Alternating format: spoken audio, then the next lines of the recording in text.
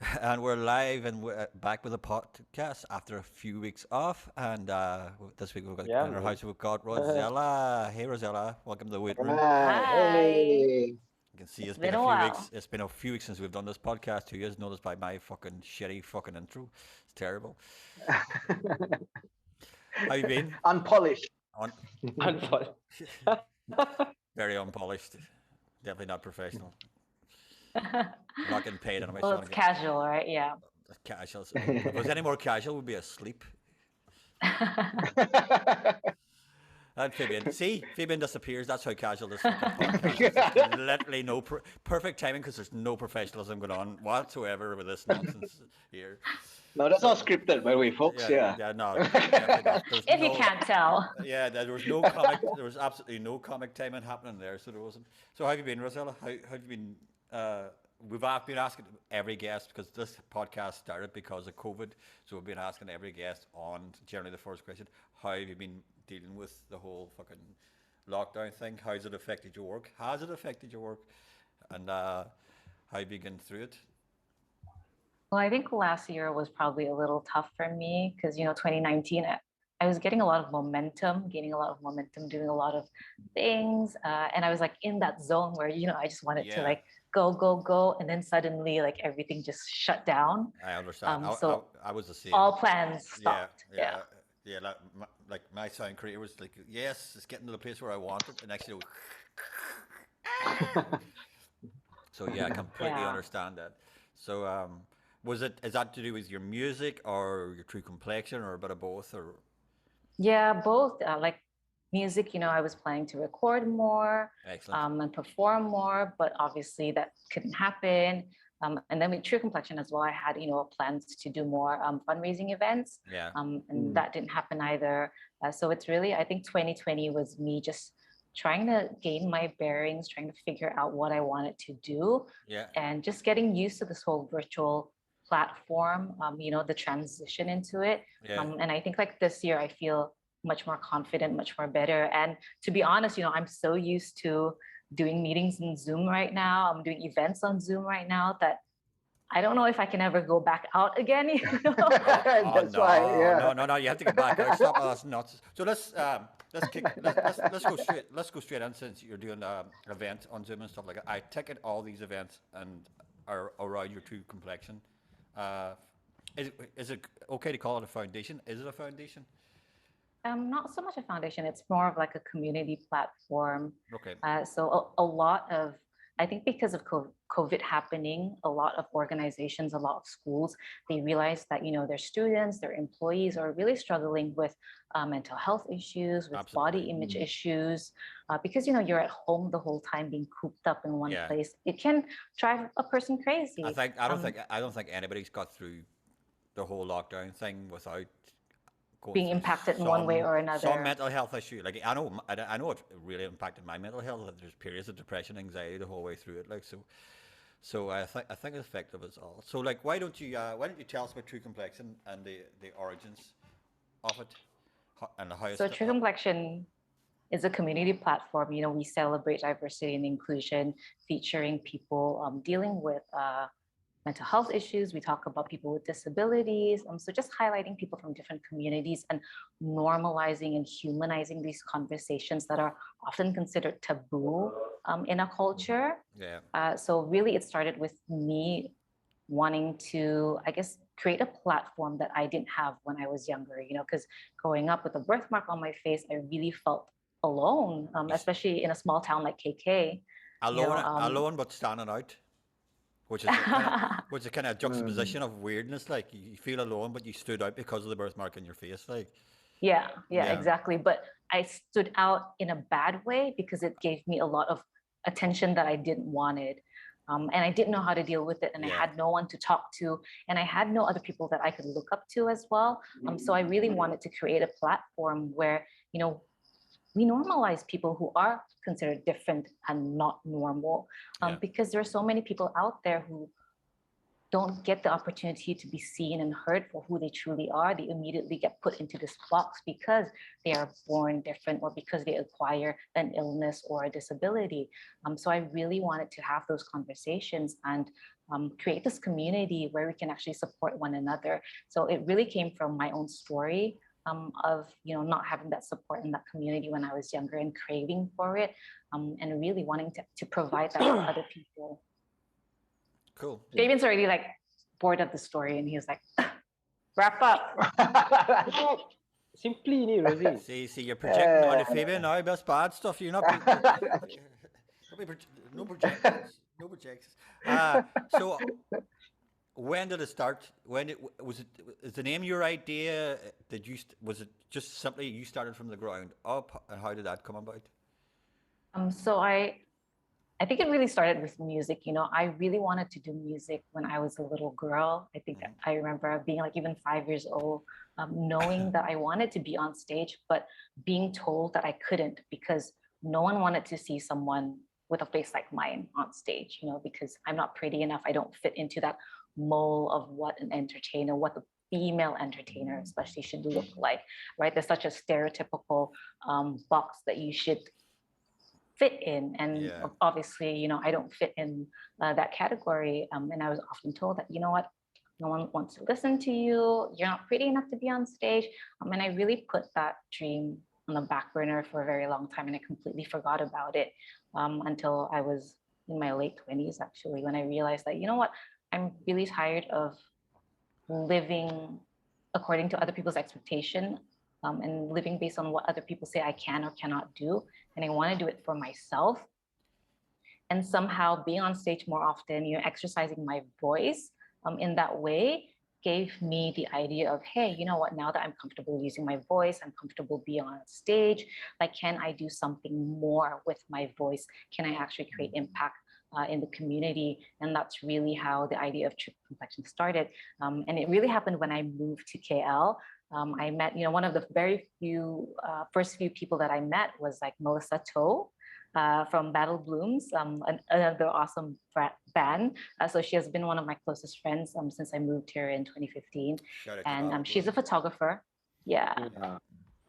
So she's like a photographer, and I wanted to tell stories. And my background is like Fabian as well. I used to be a journalist for the longest time. So kind of combining those two elements of storytelling. I just approached Mel and say, hey, I have this idea of doing this thing. Would you want to help me out with it? And she said, yeah, I really like the cause and I like the idea. So yeah, we just went for it. And then along the way, a lot of other creatives contributed their time as well and volunteered their time, taking videos, taking photos for True Complexion. And just that's really how the community grew. Very organic, really. Yeah. And very organic. Have you found that let's see the right phrasing for this? Found like NGOs and stuff like that have been open to True. Were there any? Oh yeah, were there any before that? Yeah, even about diversity and inclusion. Yeah. Or like, was there any NGOs that sort of would try to open the doors? Like, obviously there were mental health, probably NGOs and physical disability NGOs or something, anything like that there. But that's probably dealing more with the actual physical disability or the mental disability. I think yours is more kind of normalizing them and making people feel like there's nothing wrong with you. Well, there's something wrong. It's not that there's something wrong with you.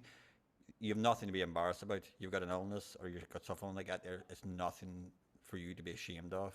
It's taking the shame. Yeah. So you're taking the shame factor away. Those NGOs are more dealing with the actual physical or mental conditions that's actually going on. Like, were they open to you guys?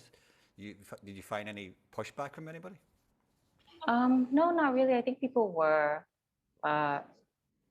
I guess it was refreshing, but there was this kind of community that started. I mean, in the beginning, when before I even launched True Complexion, or when I first launched True Complexion, people did tell me, maybe you're covering too many people, too many types of disability and illnesses. Why don't you just narrow it down and focus it on skin conditions, because that's what you have, that's like, stick to your lane. But for me, it really didn't fit what I Yeah. wanted to do.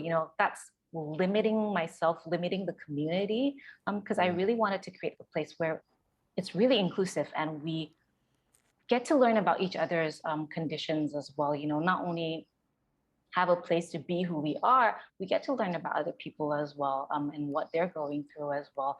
So the idea of me narrowing it down to like skin conditions only, I didn't really like that idea. So I just trusted my instinct and just went for it. Cool. Rosie, That's very That's very clinical way of doing it, lah. Right? That's how a lot of NGOs are, right? It's like, oh, yeah, it's this category. It's like, but I think what you're doing is really filling in that was missing. I think the really the human and the gray areas. Oh, yeah. Yeah, actually, that's what I wanted to ask also. I'm like, prior to True Complexion, you've got your NGOs, right? And your NGOs, they've all got certain things that they are, there's a cause that they're fighting for. But when you launched True Complexion, what was the idea? Like, was it a movement? Was it an NGO? Or I mean, not to put a label on it, but how would you describe it? I think it's more of a community platform. And to be honest, when I started True Complexion, I didn't know a single person who could share their story. It was just me and Mel saying like, hey, I'm going to take your photo. We're going to write your story. We're going to put it up on Facebook and we'll see how it goes. And because I did that, people reached out to me and said, oh, I know someone who might be suitable for this project, or, hey, I have a story to tell, and I would like to raise awareness about my condition. So it really started from there. So I think I didn't really have much of a direction, but more of an intention. But somehow things just, evolved and expanded. You went with your instinct. It's the reverse way. Your instinct proved correct. It's also a good way to it's a good way to do things too. It's reverse lah, Yeah. You see what's out there, and then you adapt, you mold it to that, and that's great because again, that means nobody was doing this because they had no place, right? Yeah. And I think it's excellent. It's really, like you said, it's like community hall lah. Let's meet up and people generally hot pot or something, People generally just want to unload. They just want to tell their story. You find it all the time. And like if someone's got a story to tell, you invariably can get it out of them. You just need to give them. You need to give them, and I hate this word, but you just need to give them the safe space to fucking to be able to tell this story. But if you give them that place, I guess they'll tell the story. But I guess in our sort of part of the world, it's also about where, I think. Yeah. Because it's not a norm, right, for people to express ourselves in, it's culturally, people just swallow it, and that's very, very, very, very, very, very true. I was told a weird story yesterday about a community. I don't even want to tell the story, but a story I was told yesterday just reinforced that thing that they don't want to talk about fucking any sort of imperfections amongst people. Like, and I was like, because there's so much taboos, there's so much superstition as well. Yeah. Yes, that too. Yeah, that too. So those roots are deep, right? So very deep. There's a lot of cultural superstition as well. Yeah.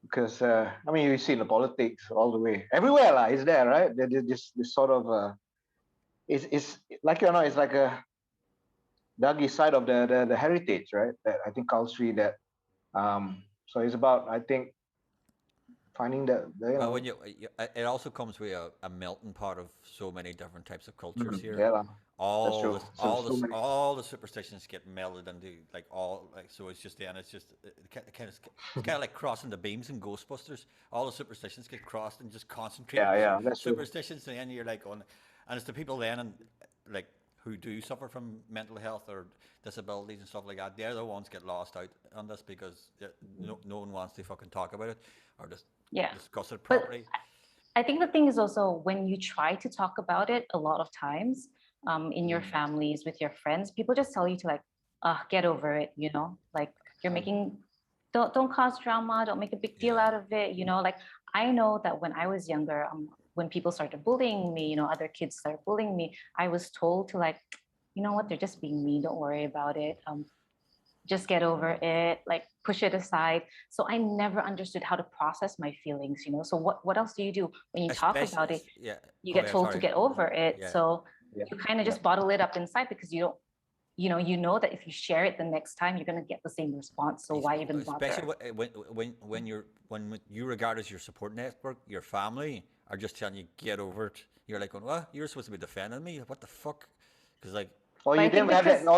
Yeah, don't even some even don't even have that concept, right? They just think like, oh, okay, I guess that's how it is, norm. Like, yeah, but I don't really blame our families either because they don't have the support either, right? So they didn't know how to talk about it. So it's like passing down from one generation to the next. Exactly. It's not like it was dead and malicious intent. Exactly. They thought they were doing the best by you by saying get over it, by strengthening you up. Oh, you're going to be grand. Yeah. Like I remember what but if you educate them, they'll open up. Yeah. I think that's true what you said. Yeah, but it takes a while to educate. Like, that's right. As a child. And as a kid, you're not going to be able to educate. Especially, right? No way. You don't even have the language to express yourself.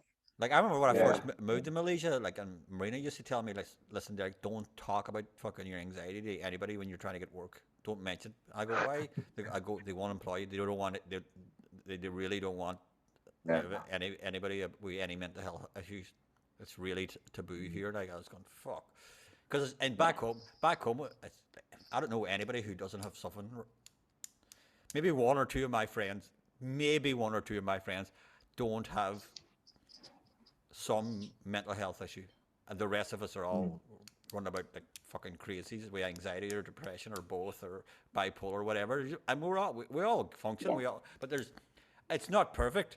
Like because there's so many of us. The fucking the National Health Services and stuff like that are inundated, so it's hard to see counselling and stuff like that.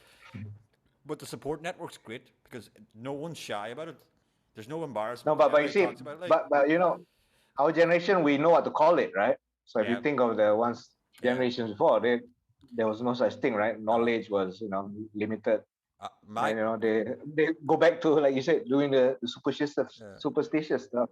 And we didn't have that access to the support either.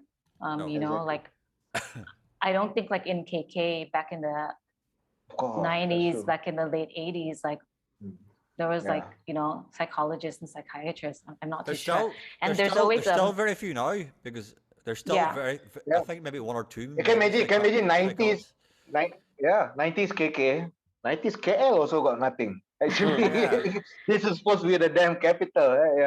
It's so the element of a society was slow to kind of mature. And plus, there's a lack of trust in psychology as well because they just see it as what's that. And people are just labeled as crazy because I remember, there is like there is a mental health institution in KK like ever since forever, right? But people with Alzheimer's go there, like people with different type of all sorts of mental health issues, all sorts of issues related to the brain function. But everyone was just, I remember as a kid, whenever we drove by, people say, oh, be careful at that place. It's a scary place. Crazy people live there. It was the same with us in the 80s in Ireland. Like everybody that had anything was sent to a psychiatric hospital, and the psychiatric hospital was just known as the mental.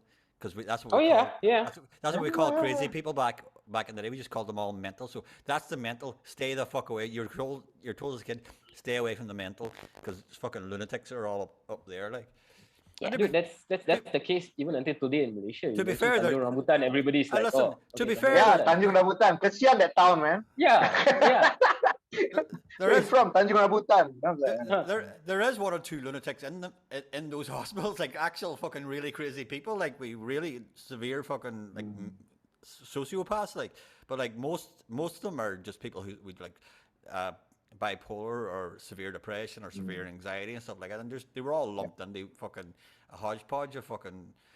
One Flew Over the Cuckoo's Nest is a perfect example of what it used to be, mental health services, a mental health hospital. But it's very interesting that we're talking about this, right? Because again, because I teach university, and last time when I first joined, it's like a decade ago. The entire university had one counselor.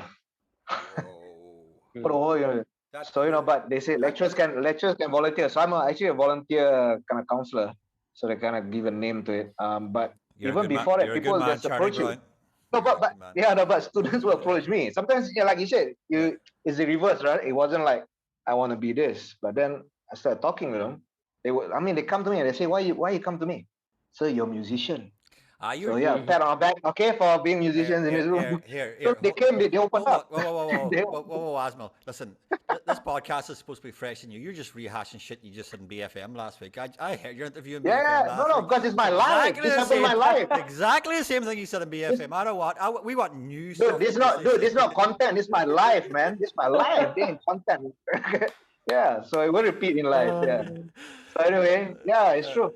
It's but if they find you, there's no place. if that's the reason they're coming to you for advice, that's a good reason because that means they can open up to you because they think you're the cool who plays music. So the weird one, like,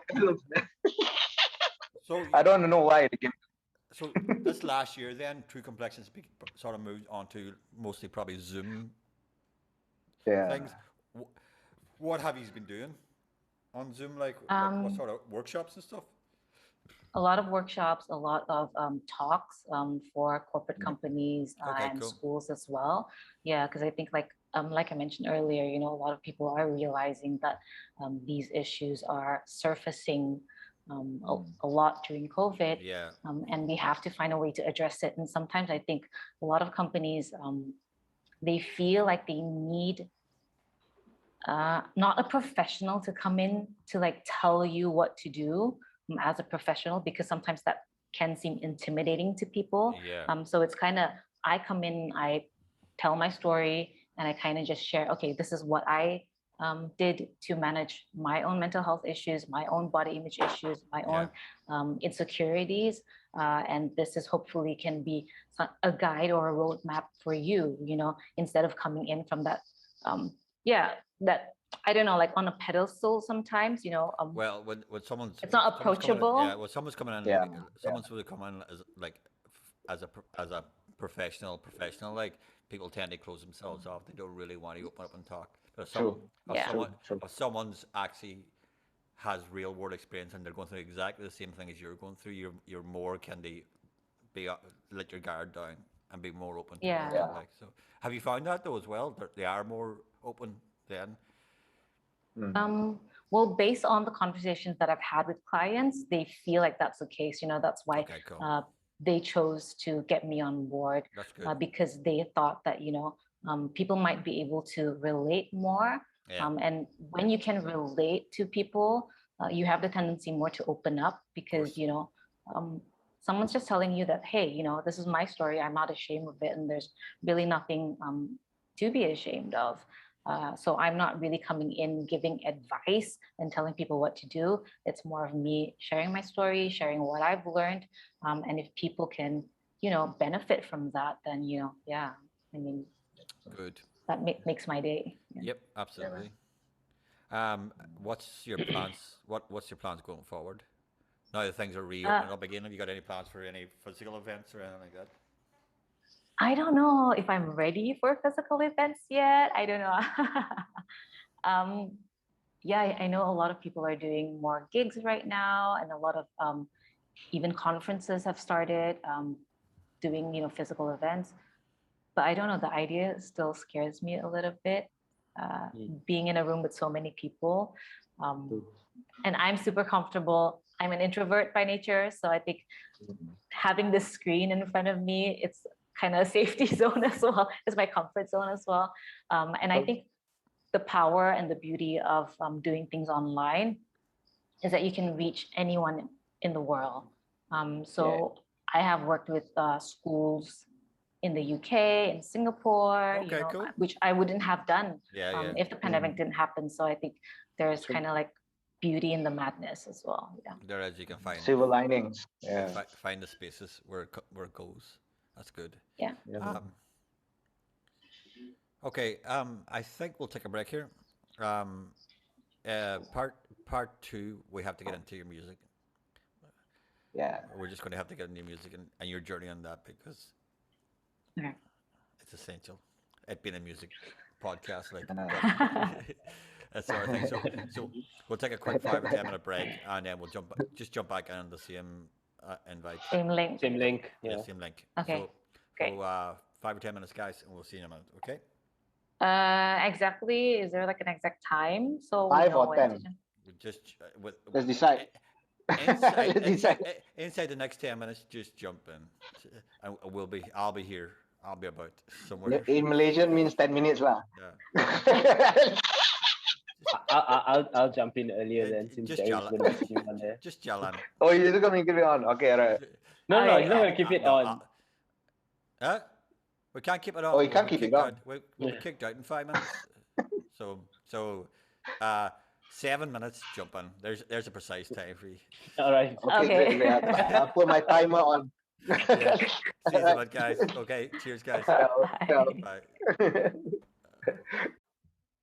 And we're back with part 2 of the Rozella podcast. Thanks for staying with us, Rozella. Appreciate it. Yeah. Everybody seems so fucking excited.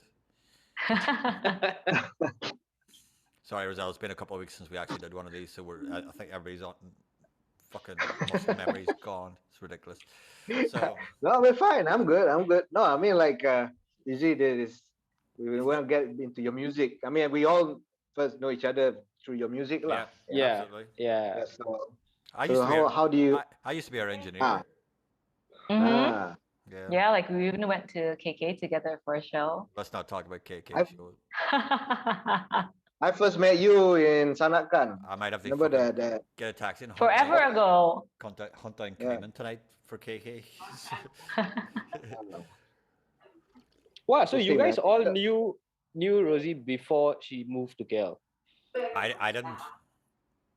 I never.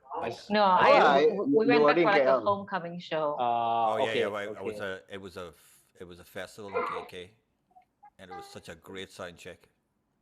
It was such a good sound check, and then it went all wrong. This was when? 2015, 2016? Oh no, 20. What year was 2018. 2018, I think, yeah. I think it 2018. was Oh, 2018. that means I met you earlier, lah. Remember it was that in Sanakan, right? That fest. Yeah, I think maybe 2016 or something, So, like way Yeah, way 15 earlier. or 16. So are you relatively new to the whole KL scene? Because How long were you already playing? Yeah, before that. Yeah. Let's go down the Getting to story. that.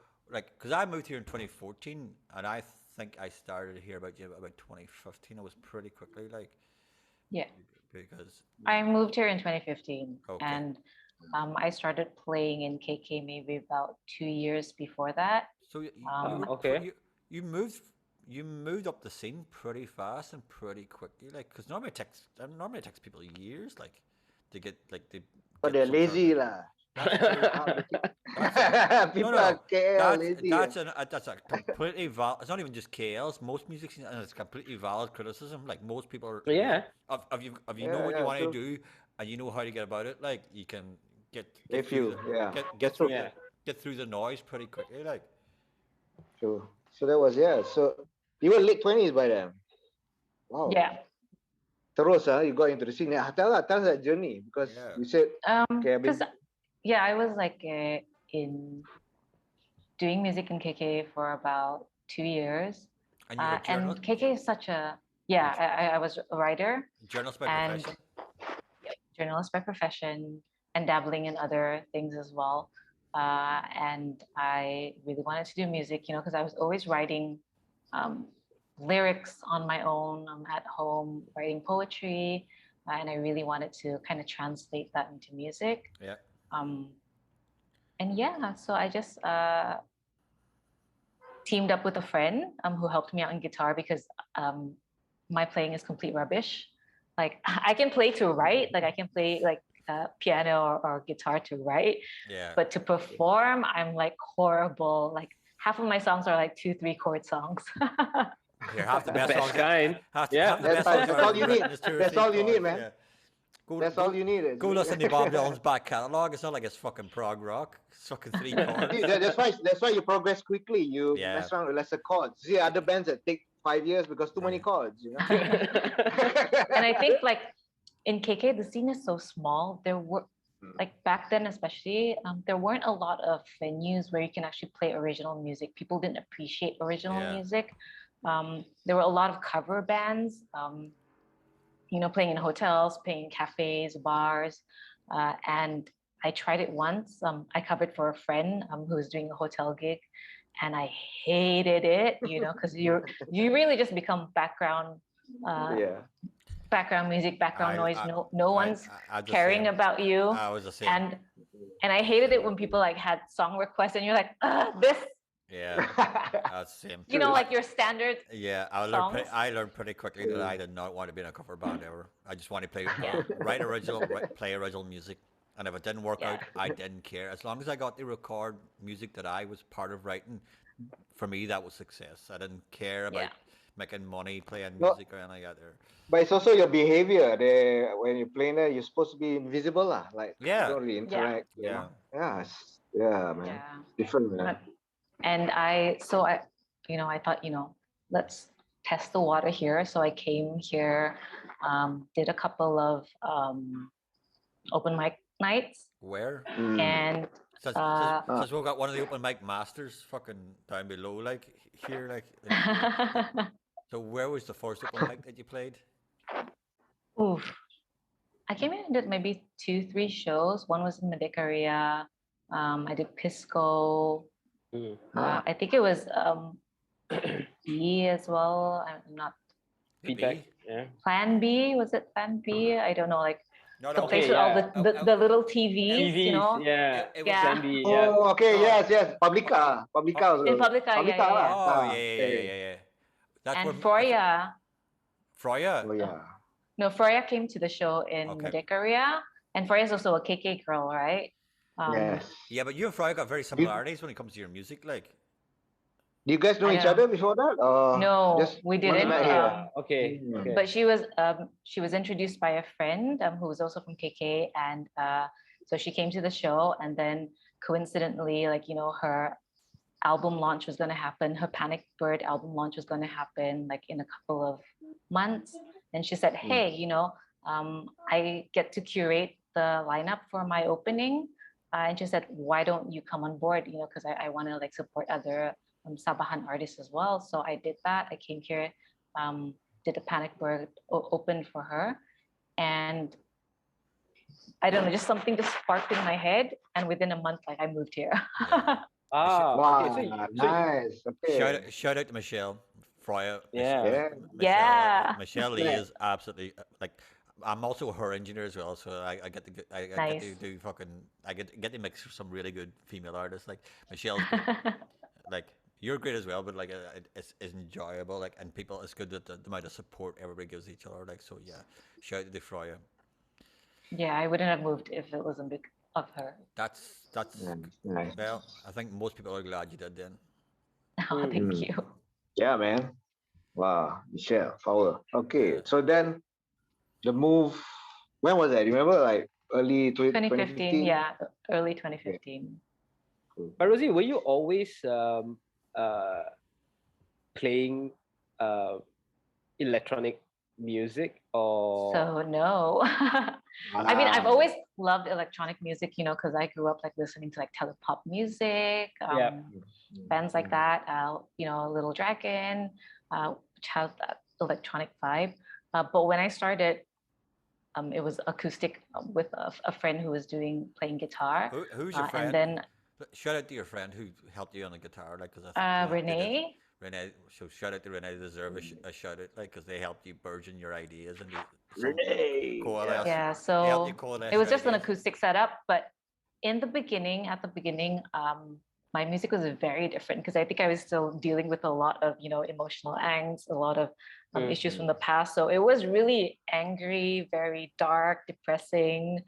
So my lyrics were very different, and I think the great thing about that was I got to work with a lot of on theater productions. So I wrote the music for theater productions and performed live during intermissions, and that was really how I started doing music. Really, was it kind of form of catharsis for you then?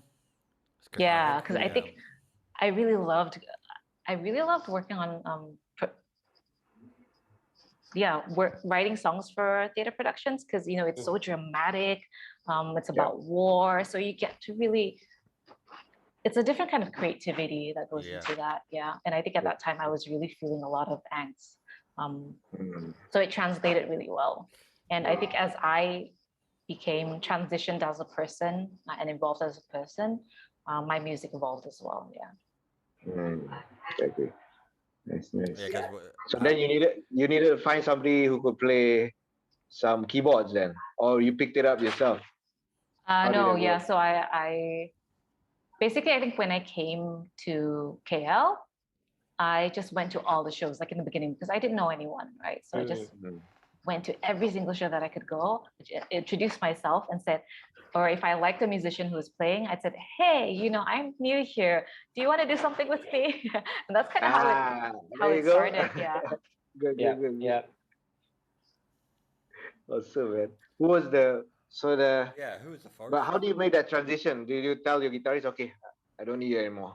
Or or was it a natural sort of, okay?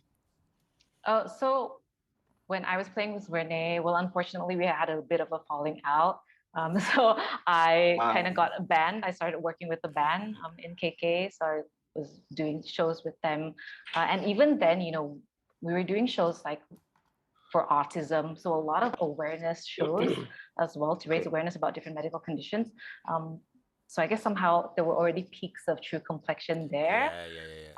You're Without picking- me You're, realizing you're it. already picking and choosing your shows to play at, like, so. Yeah. And I think when I got here, it was really just asking everyone. And I always enjoyed Darren Ashley, his music. Yeah. So I just sent him an email and said, hey, this is what I do. This is the songs that I've wrote that I would like to, release properly. So I sent him recordings of me playing two keys. Like dabbling on the keys and just sending it to him. And he said, yeah, okay, let's do this. So that's kind of how it happened. Cool.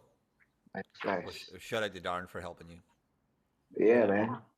I think it was really good. Let's now finally, because I've been having a debate probably with you as well for years. Define your music.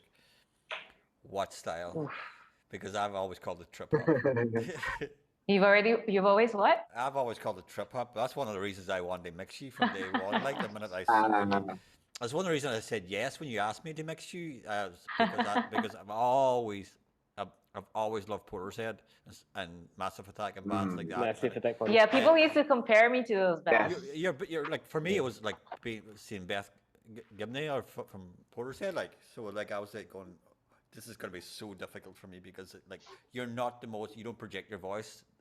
You don't have. I have a tiny voice. Yeah, very tiny voice, but the music was so dark and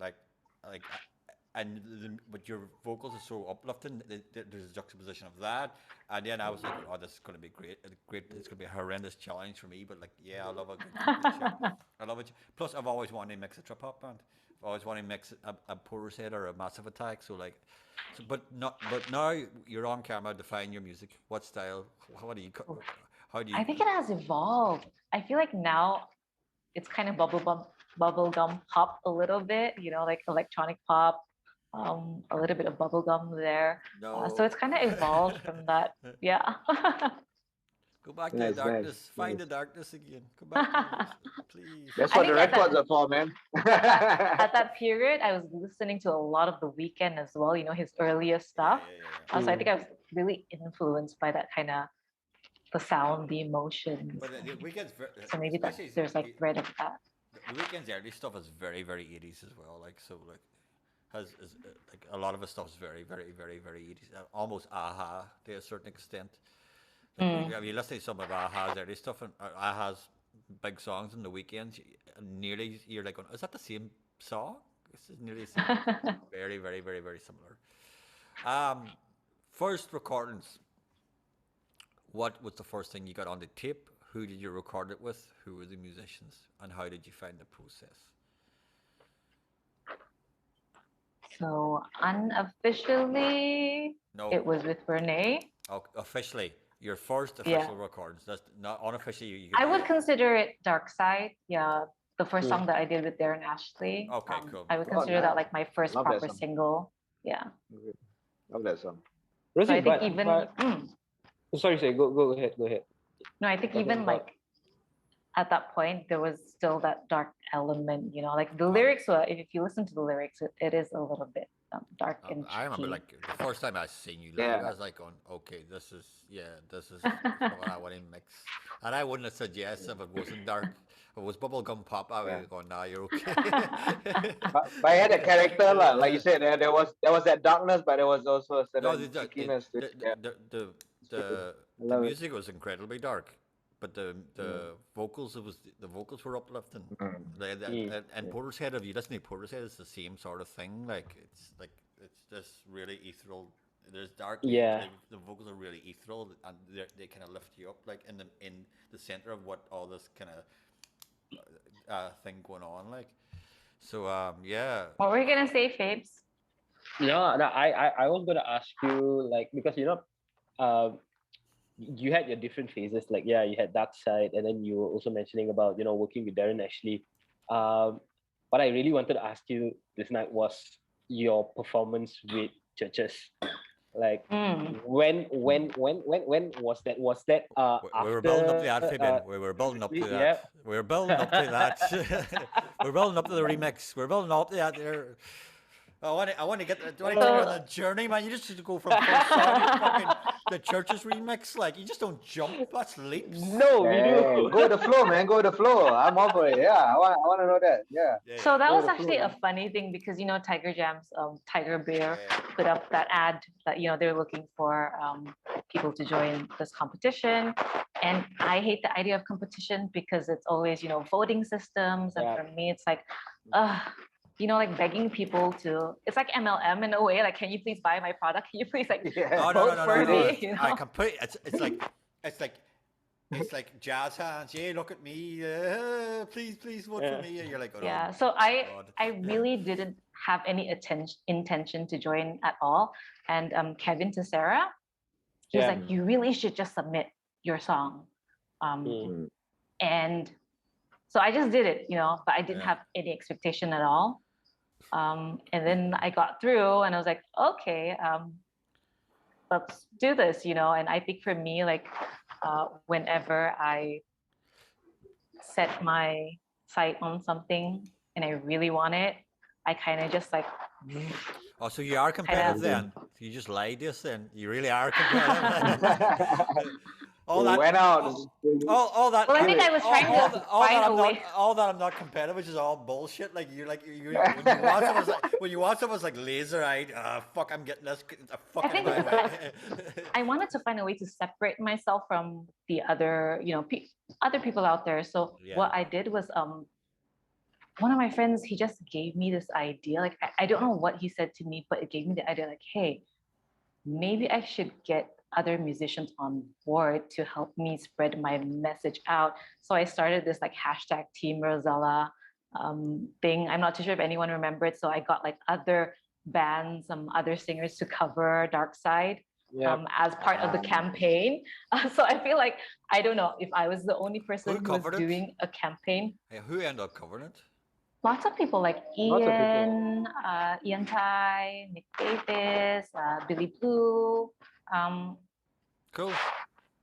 a lot. Nice. Yeah, quite a lot of people. So I just like hit everyone up and said like, hey, I'm in this thing, like But help that was- a that- girl out. That was an interesting. Nice. It's also an interesting way to get your campaign going by just getting all our people just to cover your song and then just hashtag the whole thing like as they're going along. Yeah. So it creates a spiral. Like, Cool.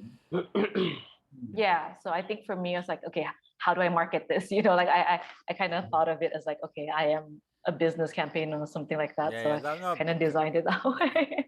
that's a good business campaign. That's a good business campaign, and it worked. Awesome. It fucking worked. Yeah. Yeah, you got church. And I think when I found out that it was Churches, when we were in the top 3, and I found out that it was Churches, then I mean, it's not to brag, but I felt like, okay, I have this in the bag. Okay. Mostly because Remember my that- music is the remember- closest to them. Remember, Ah. not competitive at all. No, because my music, No, my music confident, that's confident. similar, because you had a rock band, you had like Yeah. Son of a Policeman, and then you had Donna Marie. Yeah, so Donna Marie. I think it's Donna All Marie. bands. It's all Yeah. bands, eh?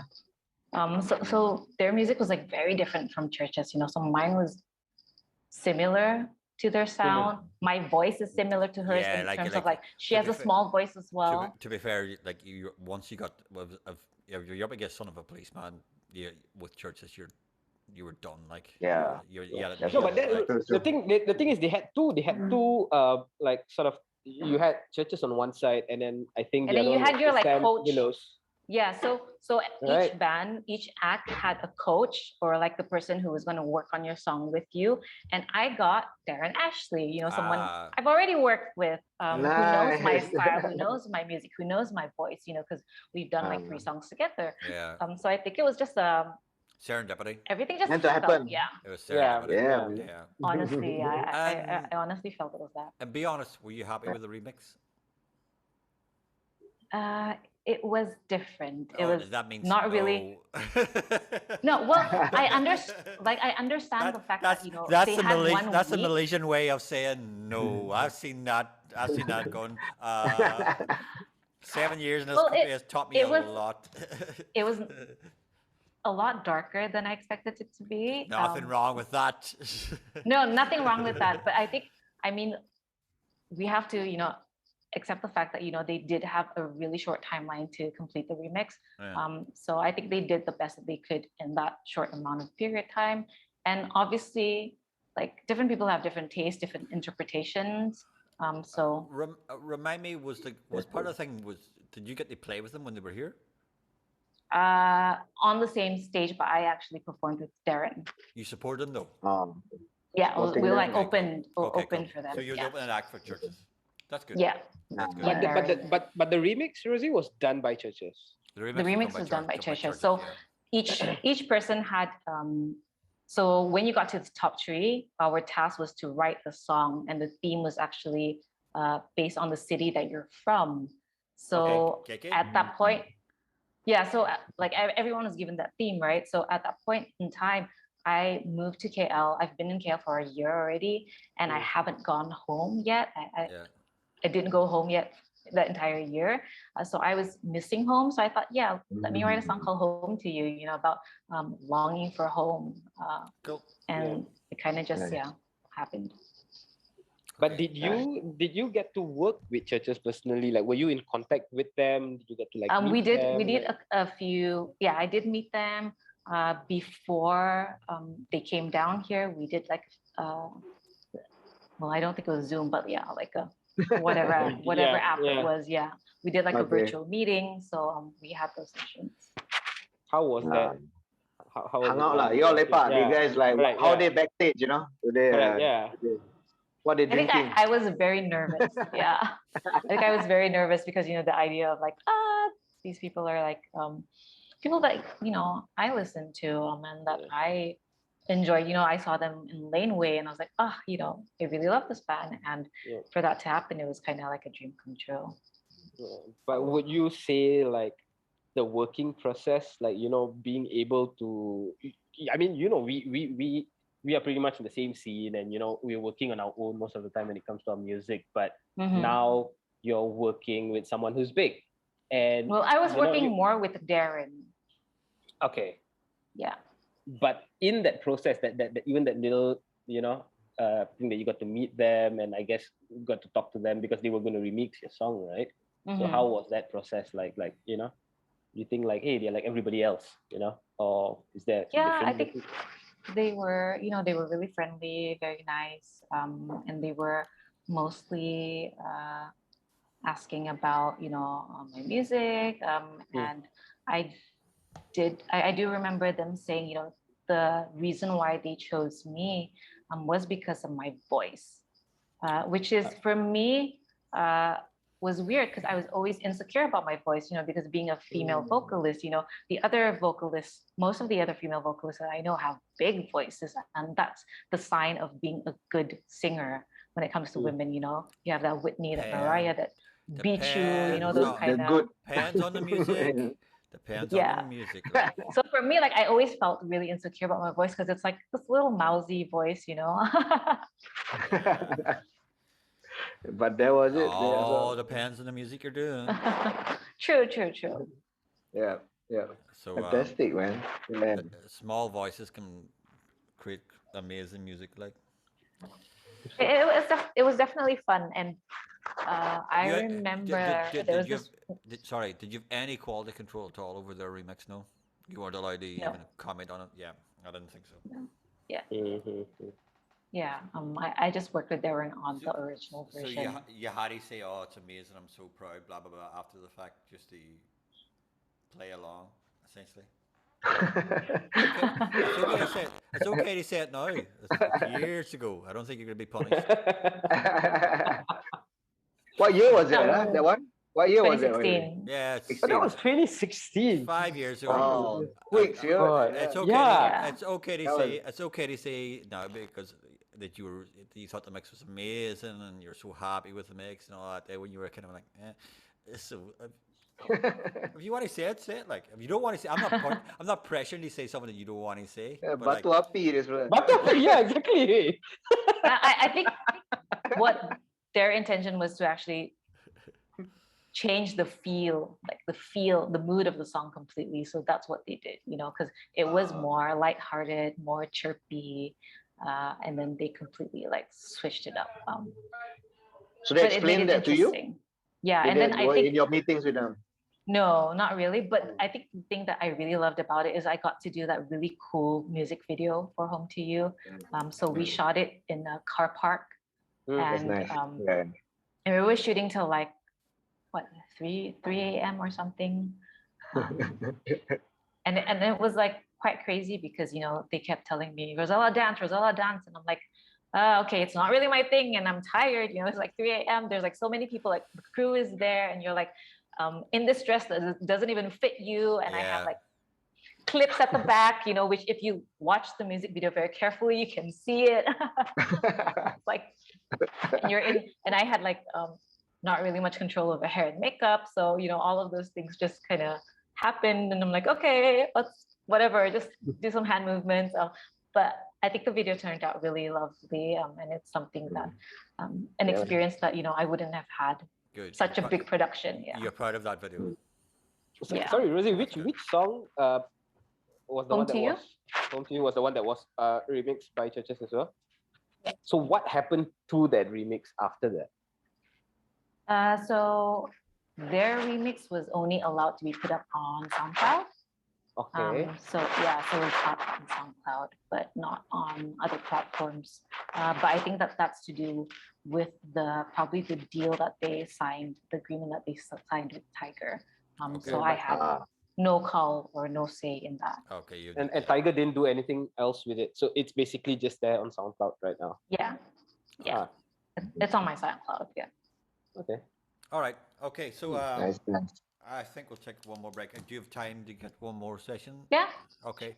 So we'll get one more session, and we'll just discuss the continue of your music career, and then just the future, if that's okay with you. Okay. Sounds Okay. good. Great. Okay, guys. Usual 7 minutes. 7. 7, Okay. 6 lah. No, 7. Bring it down 1 minute.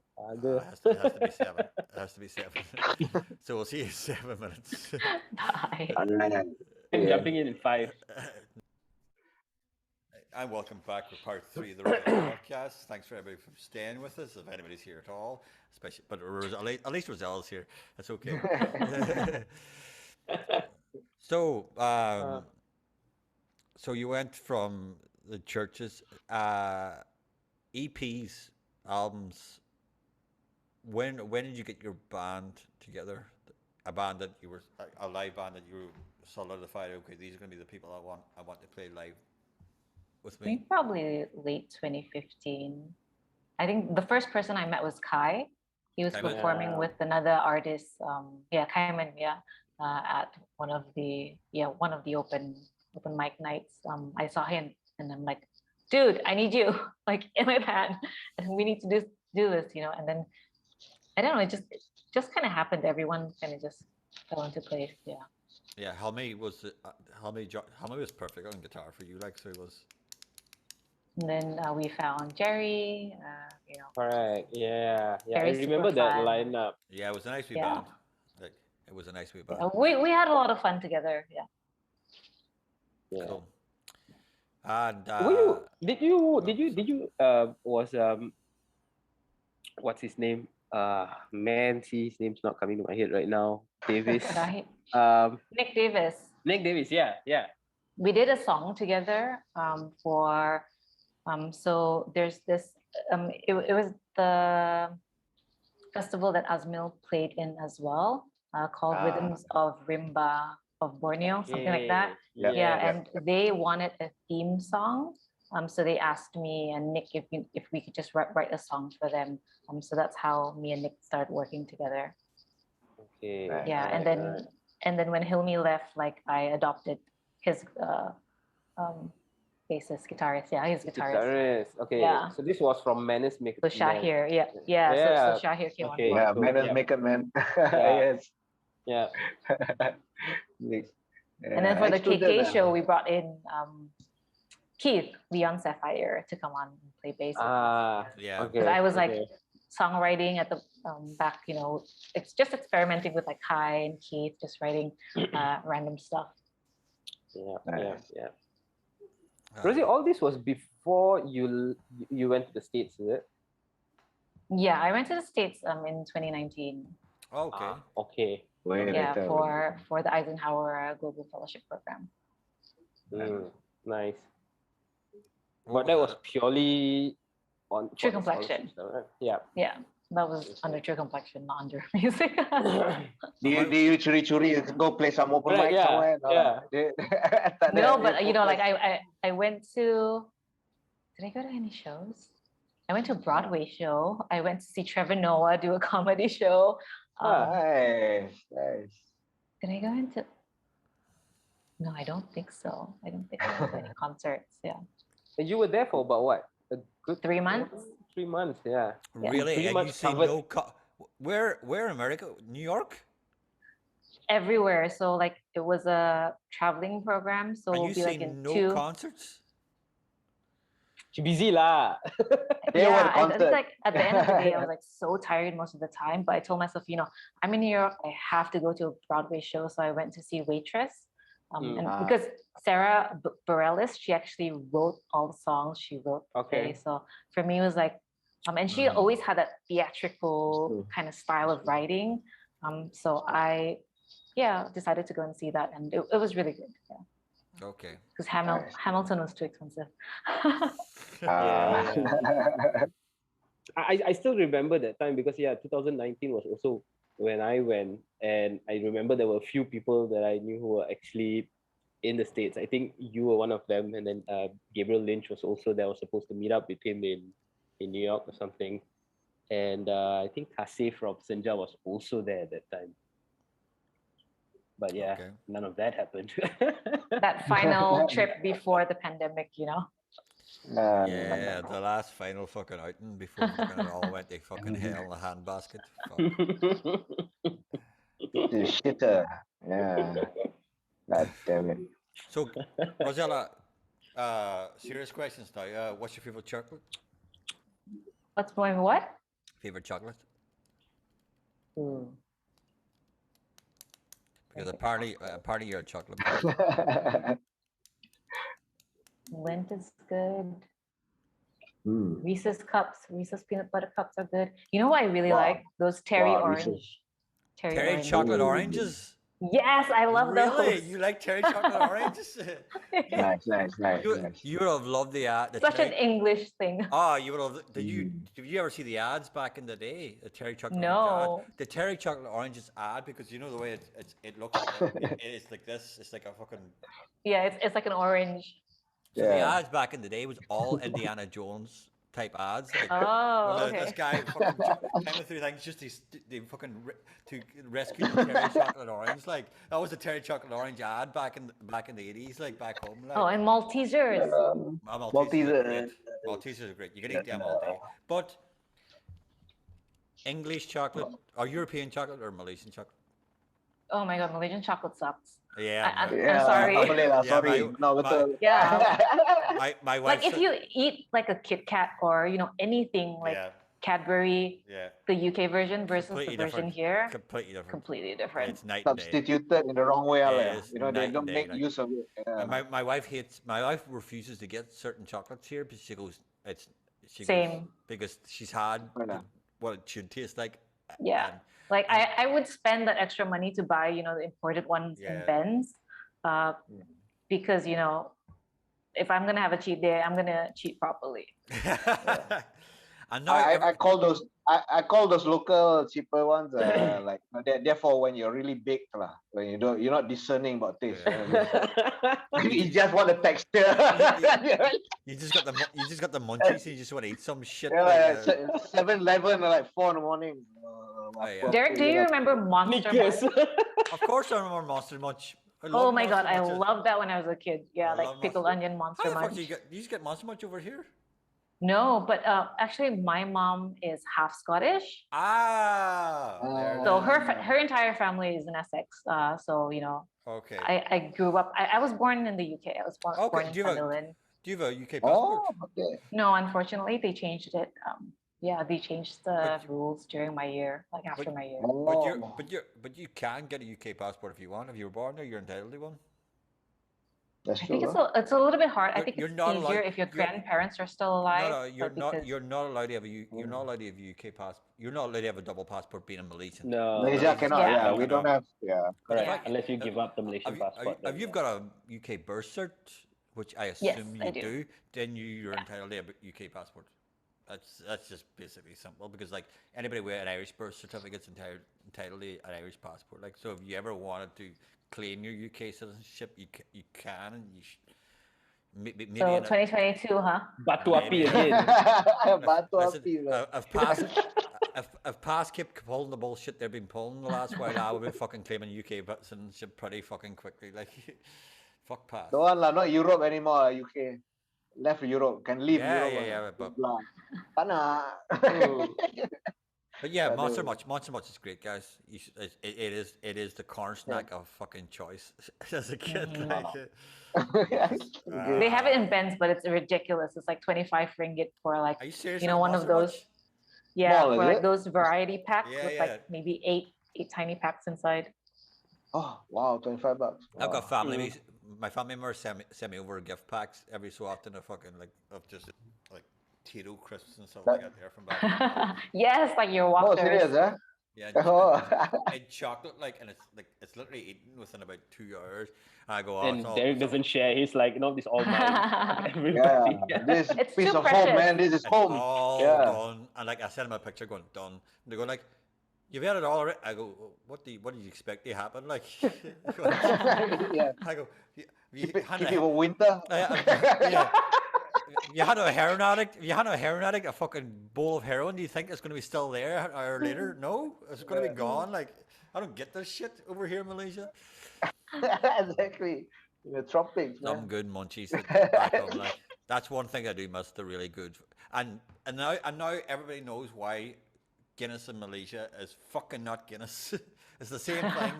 Proper Guinness is not the same thing. Like, proper True, Guinness true, is back true. home. Fair enough. Fair enough. Yeah, it's true, man. Fair enough. Fair enough. Yeah. You've never had one. No one here has ever had a proper Guinness, unless you've been to Ireland. And then, Never been to Ireland, man. and then It's Yeah, like no one so outside. I- No one outside. I of might Malaysia not has had a afford. proper I durian. can't afford to yet. you'll get there eventually. Yeah, You'll I get there must eventually. find my way. I must find my way. And of course, geek skit lah. Main geek skit je. Maybe, Yeah. So talking about Um, gigs, Rosie, what are you doing with music right now? To be honest with you, the last song I released was last year, like in the middle of last year. It was a collaboration with NYK. And after that, I don't know, I think because everything was so uncertain and being a freelancer, being a musician, income was a worry that I had. And as an independent musician, as all of you know, it takes a lot of investment for you to produce an album, an EP, a single even, right? Absolutely. So I really was thinking like, is this the right time to actually put my money into producing something new when things are so uncertain and I don't know what's going to happen next year or next month, you know? So I think for me, it was really just making that choice that, okay, now I'm going to put a pause on music because I have to make sure that I have a roof on top of my head, you know, that I can feed myself priorities. So I don't know. So hopefully next year we'll see how things go. Oh, please.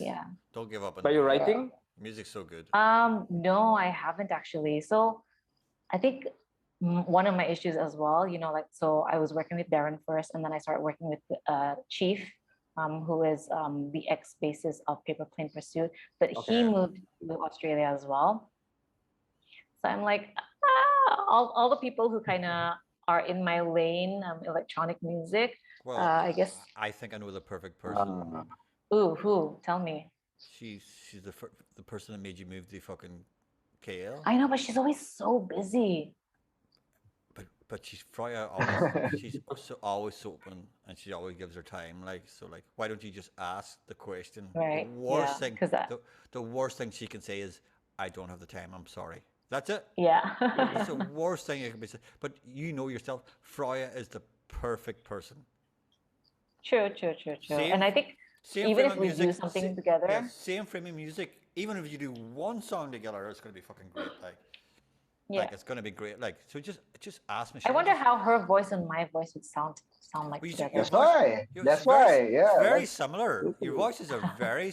I mean, you're very still quite softly spoken. And you love your delay effects on your vocals. Like like that's the reason I agreed to be her engineer as well, because it's still quite very similar vocal styles. Like, I think it'd be great. Like, but you wouldn't even need to collaborate on an actual song. You could just get her as a producer. Like, she's been perfect for you as a producer to produce your songs. Like, True. Or even it's a good time to have it's a good time for some retrospection, you know. Yeah. Or even Melina Williams, Melina's amazing. But it's time for you to get some good women. They start helping you with your songs. Like, I think it'd be good. You know, the thing about music is, like, I've never worked with a woman. Well, there you go. Like, you know, from band members, producers, like everyone, engineers, right? Most of them are men. Yeah. So there you go. I'm telling you now. Yeah, man. Start working with some of the good women in this industry. Except for Melina, I think she was the only sound engineer who's female that I've worked with. I used to work in the B. Yeah. Cool. So Freya, Michelle, Melina Williams, they're going to help you write pretty good music. You just know they are, because they've got a lineage. Freya's been releasing she's a lot of music. She's constant. Almost every month there's a new remix, a new song. That's true. From some Japanese band or some fucking some band from fucking goddamn fucking Siberia or something like that. I mean, it's just fucking all this music coming out, like, which I'm so proud of her. Like, God, you're so busy, like, it's crazy, like. But it's but then again, that's also her job, right? She does that for a living. Her job is kind of like with Mavericks to write jingles and stuff like that. Out there, like, you know, her pretty much what she does then is her passion. Like, that's all her spare time stuff. Like, because everybody's got a job. Like, they do their normal turning Mac and stuff. Like, so, like, but like she produces a lot of original music, a lot of it. But then so does that. So does Asmal, but no one produces as much original music as fucking Asmal does. Ever. I just make them, man. Yeah, they just pour. They just pour out. Yeah. Asmal just makes it happen. But to be honest, like, I haven't had much inspiration either. Like, I don't know. Maybe it's being locked down. That's in the apartment the whole time. Don't just do it force for it. doing it. Yeah, don't just force it. Don't do it for doing it. Make sure you want to get someone out. Like. Exactly. Yeah, that's what I wanted to talk about. I mean, like, all of us here are musicians. All of us have, like, you know, we work on our original music and stuff. Like, you're inspired by life, right? But like Rosie, I mean, this is probably the first time I'm actually opening up. I'm going to talk about it. But, you know, I went through a very bad breakup, and it's been weird, man. Like, you know, it just completely threw me off. In fact, the whole of this year, in fact, sometime a bit last year and throughout this year, just nothing, just completely nothing. I have got no interest. My guitar is just rotting away, collecting dust, and I mean, it's like a process, but it's not like I'm just not doing anything at all. But I've been more focused with my work. I'm doing lots of stuff with my work. I'm doing everything except music. It's Yeah, just but that's the Same. thing. That's the thing. That process is building up. You've got a whole fucking album waiting to come out of you. It's that's a burgeoning process because that emotion of because you've been numb. You've been emotionally numb as yeah, far as yeah, a and songwriter, and but something happened though. that'll build Uh, up, and you'll just go, and you'll come out with fucking Maybe fantastic it's songs. still you're processing it or healing Yeah, still, of course. so what happened was when I came back to KL, like I was spending a lot of time back in Penang. It was like months. Each time I go back to Penang, it was like 3 months back in Penang, and then I come back here to KL for a month, and then I go back again. So finally, when I made the move back to KL for good, because things were opening up, I started going for press conferences and all those kind of things, and then I got the busking gig. So Mm. that was my first, the one recently. I think it was just last month. Yeah, In Paprika? And in in public. Publica. So when I came back home, I was like, okay, dude, you haven't touched the guitar for like that long. Okay, you're going busking tomorrow. I was like unsure if I could even remember the lyrics. I mean, of course, I was just going to be playing mostly covers, a bunch of originals here and there. But I was like freaking out a little bit. I'm like, dude, do you still remember the lyrics? So To all these true. songs. So I picked up my guitar and I started playing. Fuck, my fingers were hurting. Way it was like as though I was playing guitar for the first time. I'm like, Bobby, what the fuck's going on, right? Muscle memory, I man. was Muscle like memory. panicking. I was like panicking. So, but when I got to Publica, and eventually Crispy was busking first, and then when I got into it, I plugged in. I was actually very surprised. It went very well. It really went very well. I mean, of course, my fingers hurt throughout the whole fucking session, lah. But I was like, after each song, I was like, fuck, this is That's just painful, physical, right? lah. Yeah, that's right. Right. Yeah, Yeah. that's it. And then recently, when I went back home to Penang again, uh, suddenly I had like things were just slowly coming back, and I had this like, hey, that's a nice line that I would like to have in a song. Mm. There we And go. There we you go. know, um, yeah, but that's something that Derek said just now, And I was talking to Melissa too, Rosie. Funny, I was talking to Melissa too, and I was telling her because she was asking me also like, now what you're doing with music, and I told her, and she's like, I guess take your time, don't force it, yeah, because when you force it, it's going to show in the song. Yeah. It'll always You show in the know, song. it, It will always yeah, show. It'll be fake. It'll be plastic. So like, yeah, but let that fucking pain just bubble up through you, and then just reach for your guitar and let out that, because that's you've got yeah, a whole lot of material that you need to get out of your ass. Like, yeah. we've been saying it for a long time, like since your breakup, that's coming. That's coming for When you. was your last song, babes, Fuck. that you put Uh, out? Way too long. okay, not Way put too out, long. but there are two songs. I mean, I have a band now. I'm playing with Hilmi, Zal, and Andrea, who's in Norway Yeah. right now, and Chloe. So we got Katrika, and I wrote two new songs with Katrika actually. Nice. But it's just that we haven't gone to the studio or anything yet, lah. And then it was the whole pandemic and the breakup and blah blah blah, whatever. Okay. Yeah. But that's already brewing, man. That's just it's like good whiskey actually. It's just waiting there. Oh, that's Just pick coming. it up later. Hey man, That wow. Yeah, relax. that is Don't definitely worry. coming. Exactly, relax. Yeah, No rush. just wait for it. Fermenting, man. It's fermenting. Magic will Okay. happen. Okay, so we're coming to the end of this podcast. So generally we just give the guests the last couple of minutes just to say what you've got coming up, if you've got anything coming up, whatever. It doesn't have to be music, True Complexion, whatever you've got coming up, and whatever you want to say, just get it out there now. So like the last couple of minutes are over to you, Rozella. Go ahead. Well, for True Complexion side, I'm actually designing more workshops for not only corporate companies and schools, but also designing it to actually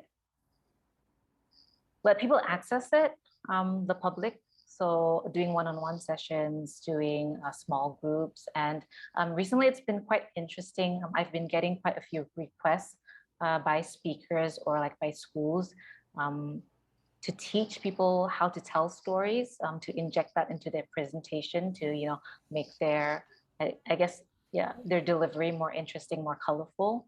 Because that's really what I do during my presentations. I just tell stories of how messed up I was, basically. Um, so yeah, so I'm working on that as well, designing some storytelling workshops as well. And music wise, I don't know. I think it's really probably, like Fabe said, just experimenting and just Let it seeing come how naturally. things go. Because honestly, like nothing interesting has happened in my life except for work for the last couple of years. So like I don't know. Like currently, yeah, I have no inspiration to write. Like I don't know where to tap from. Yeah. Well, we hope you find the well soon. Hopefully, yeah, and then I'll Hopefully hit find a Freya way. up. Yeah, head fire up. Yeah. Okay, Rosella, thank you so much for taking your time out to fucking Yeah. come on this fucking. Thank Thanks, you for Rosie. having me. It was fun hanging out. We haven't Yeah. seen each other for so long. Yeah. Indeed, it's been a pleasure. So, Rosella podcast, we are over and out. Thank you very much.